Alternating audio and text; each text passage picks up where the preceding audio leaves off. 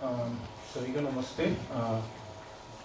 ये अध्ययन हमने सन 2011-12 के दौरान किए थे और ये अध्ययन CHSA और मंजरी संस्कृत के एक साथ कोलैबोरेशन में हुआ था।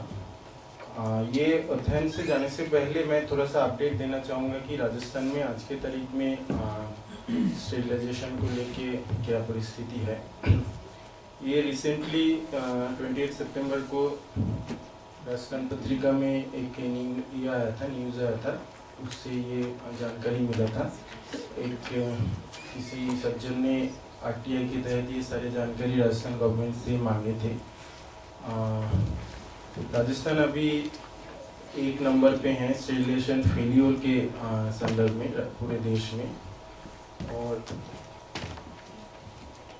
सन 2009 से 11 के दौरान 4200 क्लेम एप्लीकेशन दर्ज किया गया है और जिसमें करीब 10,000 करोड़ के ऊपर क्लेम्स राजस्थान सरकार ने पे किए हैं। पर सवाल ये है कि मतलब फेलियर रेट को देखते हुए क्लेम जितने आ रहे हैं और अनरिपोर्टेड केसेस की संभावना आज के तारीख में काफ़ी ज़्यादा है, जो हम आगे देखेंगे।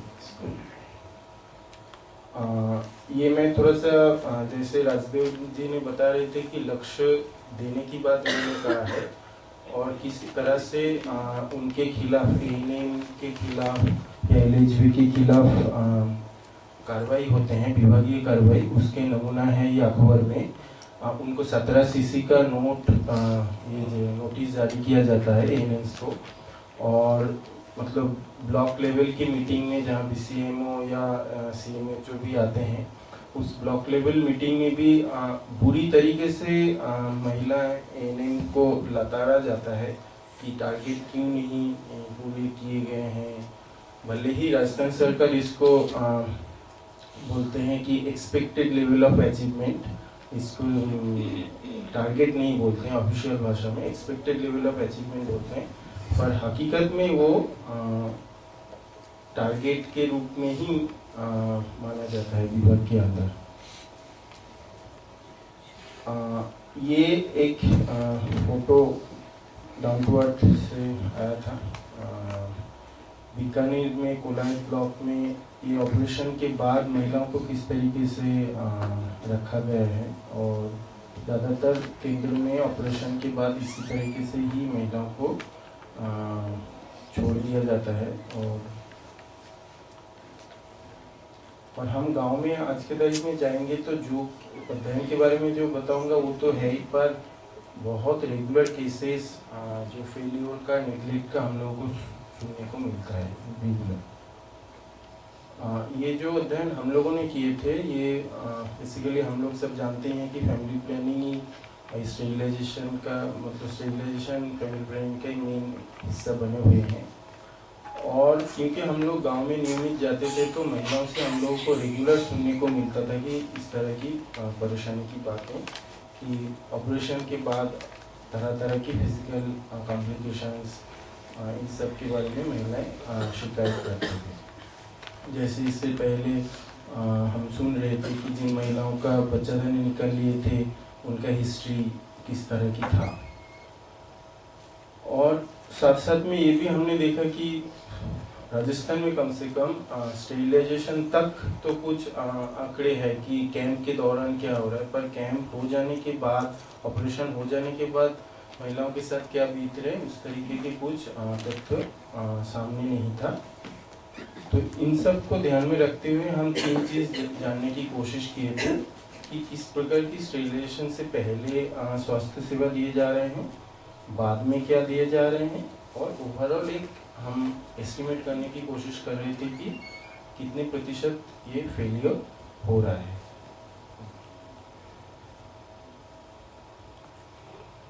तो हमने बूंदी जिले की नैनवा तहसील में ये अध्ययन किए थे और सन 2009-10 में कुल 749 महिलाओं के साथ हमने बात किए थे, जबकि 954 महिलाओं की ऑपरेशन हुआ था उस साल में। और ये हमने बेसिकली महिलाओं के साथ इंटरव्यू के माध्यम से किए थे, और जो रमाकांत राय के केस के वजह से जो गाइडलाइन सरकार ने निकाले थे सन 2005 में, उसको हमने स्टैंडर्ड के रूप में माने थे मानव सेवाओं की। और मोटे तौर पे जो उसमें हमने जो मेथोडोलॉजिकल इश्यूज जो है ये सारे हमने ध्यान में रख के इसलिए क्रिटिकल पार्ट्स वगैरह।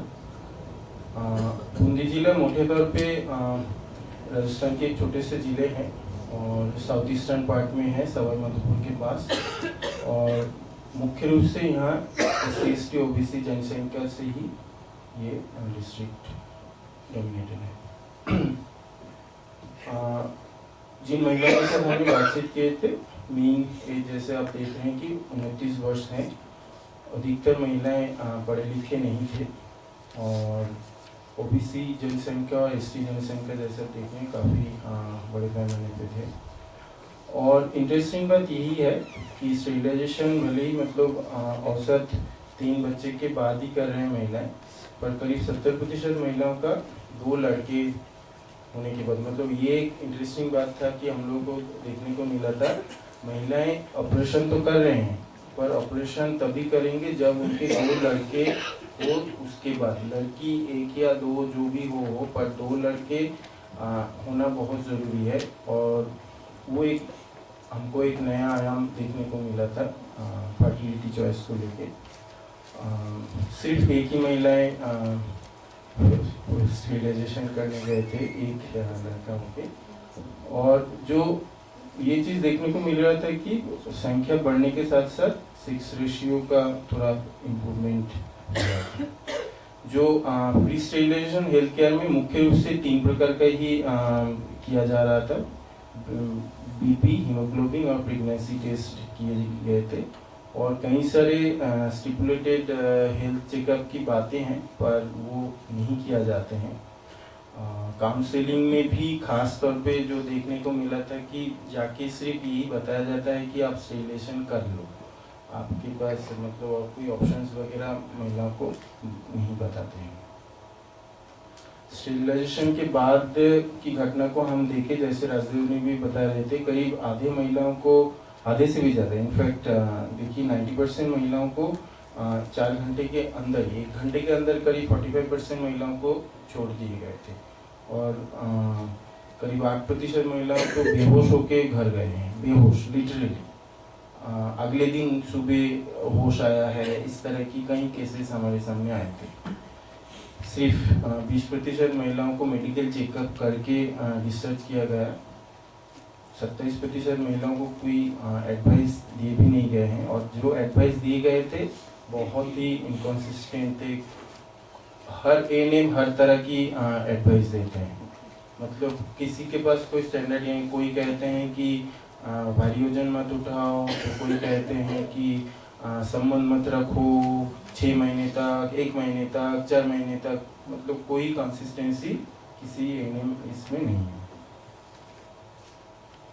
जो मुख्य रूप से कॉम्प्लिकेशंस हमारे महिलाओं ने रिपोर्ट किए थे, एब्डोमिनल पेन, पीरियड में इरेगुलरिटीज और कमर में दर्द, चलने फिरने में समस्या, वाइट डिस्चार्ज की समस्या और इस तरह की कई सारे। पर इंटरेस्टिंग बात यह है कि करीब 60% महिलाओं ने किसी न किसी प्रकार की पोस्ट स्टेरिलाइजेशन हेल्थ कॉम्प्लिकेशंस के बारे में रिपोर्ट किए हैं। सिग्निफिकेंट नंबर है, 60% महिलाओं।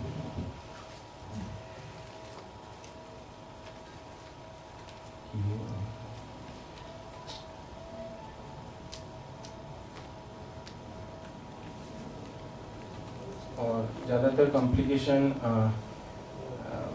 1 महीने के अंदर ही हुआ है। तो हमको इसमें 17 फेलियर केस मिला था, जो कि 2.3% होते हैं।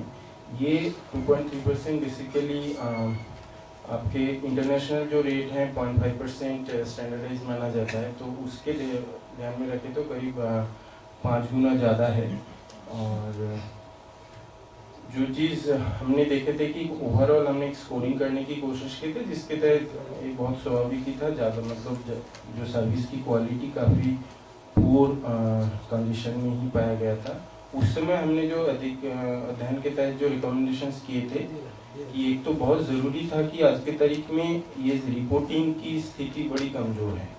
ये सारे जो फेलियर केसेस हो रहे हैं, कॉम्प्लिकेशन केसेस हो रहे हैं, ये जानने की कोई सोर्स नहीं है कि कितने महिलाओं का ऑपरेशन हुई है, कितनी कॉम्प्लिकेशंस हुई है, कितने फेलियर हुई है। कोई पब्लिक डोमेन में कोई ये सूचना आपको नहीं मिलेगी। दूसरी तहत जो है कि ये कंपेंसेशन की बात जो हम बार बार कह रहे हैं कि फेलियर हो जाए तो कंपेंसेशन मिल जाए, उसके बारे में ना तो महिलाओं को कुछ बताया जाता है और ना ही बताने की कोशिश भी करते हैं। इवन सर्विस प्रोवाइडर्स को ही मालूम नहीं होता है कि क्या फैसिलिटी है, कहाँ जाके क्या हो सकते हैं। और ओवरऑल जो डेटा मेंटेनेंस सिस्टम है वो हमने तो ये जो 954 में से 749 महिलाओं के साथ इसीलिए बात किए थे। 200 महिलाओं में से करीब 100 महिलाओं को तो हमने ट्रेस ही नहीं कर पाए हैं, तो वो कहाँ है क्या है पता नहीं था।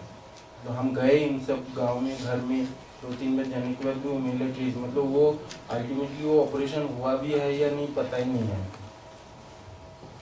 जो इंटरेस्टिंग चीज़ देखेंगे कि ये सर्दी के दिनों में यदि अधिकतर ऑपरेशन होते हैं। आप देखिए जो नीचे से अप्रैल से शुरू होता है, जो टारगेट की जो बात राजदेव जी कह रहे हैं कि ये न्यू दिल्ली से ये टारगेट जून महीने तक आ जाते हैं राज्य सरकार के पास, और फिर तब से शुरू होता है।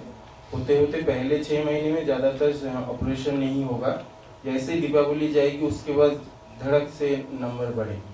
अब ये दिसंबर, जनवरी, फरवरी, मार्च तक जबरदस्त, मतलब लंटन लेके घूमने वाली बात है। गांव-गांव में पकड़ पकड़ के स्टेरिलाइजेशन चलेगा, कैंप लगेगा, मेगा कैंप लगेगा। और महिलाएं भी इन सब चीज़ों से अभी इतनी आदत बन चुके हैं। किसी भी महिलाएं मतलब पहले इसीलिए ऑपरेशन नहीं कराना चाहते हैं। एक तो धारणाएं हैं कि गर्मी होती है शरीर में, और दूसरा क्या होगा कि जैसे सर्दी के दिनों में सबको केस बढ़ेगा, आशा भागेगी, कार्यकर्ता भागेगी, सरपंच भागेगी, जीएनएम भागेगा, फिर आपके बाकी 2 एक्सटेंशन ऑफिसर जो है दूसरे विभाग के, सबको टारगेट दिया जाएगा। तो फिर महिलाएं भी इंतजार करते हैं कि तोलने के लिए तुम मेरे को क्या दोगे, 600 रुपया के साथ एएनएम व्यक्तिगत रूप में कुछ पैसा देंगे। तो इस तरह से हर तरह की इंसेंटिव की बात होगा। जो इसके बाद हमने जो किए थे कि 17 महिलाओं के जो फेलियर केसेस हुआ था, वो हमने एक फॉलोअप स्टडी भी किए थे। उन महिलाओं से हम इंटरव्यू किए थे। जो महिलाओं के ऊपर हम लोगों को देखने को मिला था कि मेंटल ट्रॉमा और फिजिकल स्ट्रेस जो हुए थे कि उस प्रेगनेंसी की वजह से गांव में उनको मतलब घर से बाहर आना भी बड़ी समस्या हो गए थे।